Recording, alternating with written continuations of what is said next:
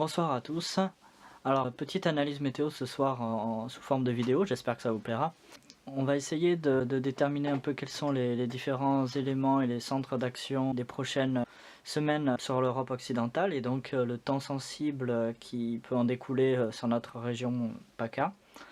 Alors, il se trouve que pendant pas mal de temps, on va avoir l'influence directe de l'anticyclone des Açores qui est bien dense et bien formé, qui est ici. Et encore là, pour le mercredi 20 mai, il n'est pas encore super bien formé, mais on va voir que par la suite, je vais mettre l'animation en route. Ça va bien se former et il va devenir assez compact et dense, voilà, avec des pressions qui oscilleront entre 1030 et 1035 hectopascales. Voilà, la zone rouge, là, rouge foncé, c'est l'anticyclone, et donc avec un temps stable. Et donc on s'aperçoit que du coup on va être en flux de nord-nord-est pendant pas mal de temps sur la France. Donc pour les régions méditerranéennes, on va avoir pas mal de Mistral et donc un temps relativement sec, avec pas vraiment de douceur attendue. Enfin bon, il fera toujours bon les après-midi, mais on n'aura pas des fortes chaleurs, ça c'est certain. Et donc par contre, on voit qu'il y aura toujours un isolement de basse pression. Et vu que autour des dépressions, le vent circule cette fois-ci dans le sens inverse des aiguilles d'une montre, comme ça, à la fois l'anticyclone et la dépression vont accélérer le vent chez nous, et donc du Mistral est attendu encore pour un bon petit moment. On peut donc retrouver ces éléments sur les diagrammes. Plus internet. Voilà, donc j'ai remis la connexion internet, évidemment ça arrive que quand je fais des vidéos, ça, bon c'est pas grave. Alors maintenant si on s'intéresse au diagramme, voilà, je vais cliquer sur l'Atlantique, au milieu de l'Atlantique, et les pressions vont se maintenir vraiment aux alentours de 1030-1035 hectopascales sur l'ensemble des scénarios envisagés.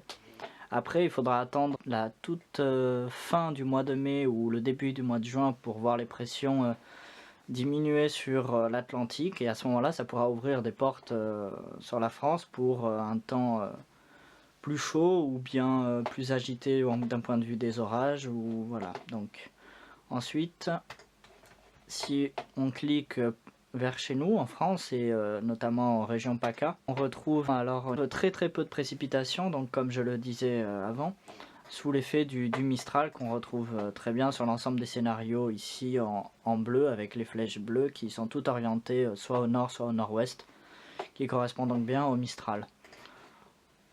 Ensuite, carte des moyennes, voilà, les anomalies de pression. On constate que sur l'Atlantique, c'est bien parti pour avoir une anomalie positive de pression, donc des pressions beaucoup plus élevées que la normale, et donc c'est ce qu'on appelle un blocage anticyclonique sur le proche Atlantique, et qui nous protège des perturbations soit venant de l'Atlantique ou alors venant du sud-ouest.